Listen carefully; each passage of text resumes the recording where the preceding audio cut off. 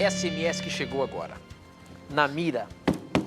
Ele pergunta o seguinte: e aí, Leandro Quadros e Tito, vocês guardam o sábado? Mas, de acordo com Isaías capítulo 1, 13, todos os sábados são abominação para Deus. Vamos ler o que está lá em Isaías capítulo 1, versículo 13, que diz o seguinte: não adianta nada me trazerem ofertas. Eu odeio incenso que vocês queimam. Não suporto as festas da lua nova, os sábados e as outras festas religiosas, pois os pecados de vocês estragam tudo isso. Leandro Quadros, eu guardo o sábado. Você guarda o sábado? Também. Ué, mas Deus não aceita o sábado aqui de acordo com Isaías, é isso? É abominação para ele o sábado? Veja bem, que texto querido, é esse, professor? Veja bem, querido irmão, que enviou essa pergunta. Se Deus abomina o sábado, então Deus tem algum problema de dupla personalidade. Porque aqui em Gênesis 2,13 é dito assim: e abençoou Deus o dia sétimo e o santificou. Ué, como que Deus... Alguém diz assim: ah, mas a Bíblia não diz que o sétimo dia é o sábado. Olha, o indivíduo que faz isso, ele não tem respeito com a Bíblia. Né? Porque em Êxodo 20, 8-11, claramente é dito que o sétimo dia da semana, abençoado e santificado por Deus, é o sábado, e não tem conversa. A Bíblia é clara quanto a isso.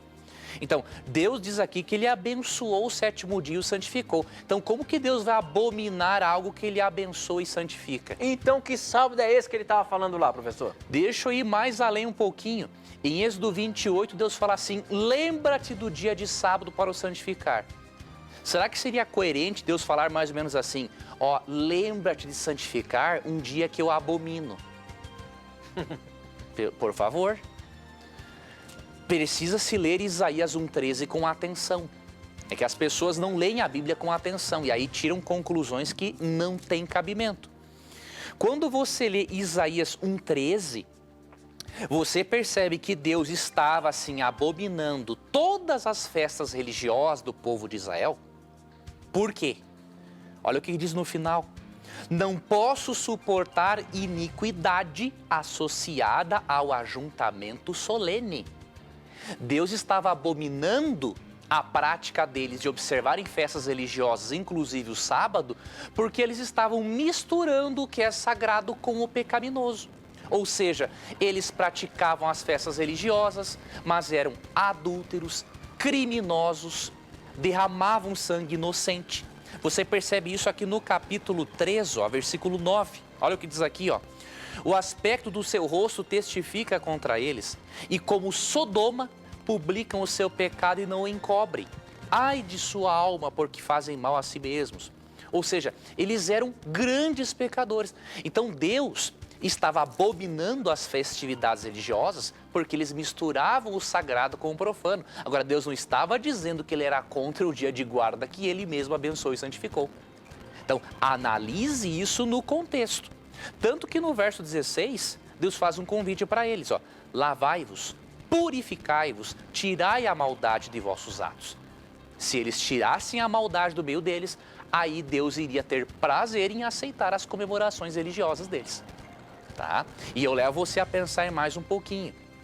Se Deus abominasse o sábado, por que em Ezequiel 22, 26, ele tem uma mensagem duríssima para os líderes religiosos da época? Diz assim, ó: os sacerdotes transgridem a minha lei e profanam as minhas coisas santas. Entre o santo e o profano não fazem diferença, nem discernem o imundo e o limpo. E dos meus sábados escondem os olhos, e assim sou profanado no meio deles. Será que esse texto não se aplica a muitos líderes religiosos hoje? Será que nós não poderíamos ler esse texto da seguinte maneira: os sacerdotes e pastores transgridem a minha lei, e dos meus sábados escondem os olhos, e assim sou profanado no meio deles? Eu creio que esse texto se aplica à nossa realidade. E eu convido você a refletir nesse assunto com carinho. Muito bem, professor. Chegou o momento agora de nós darmos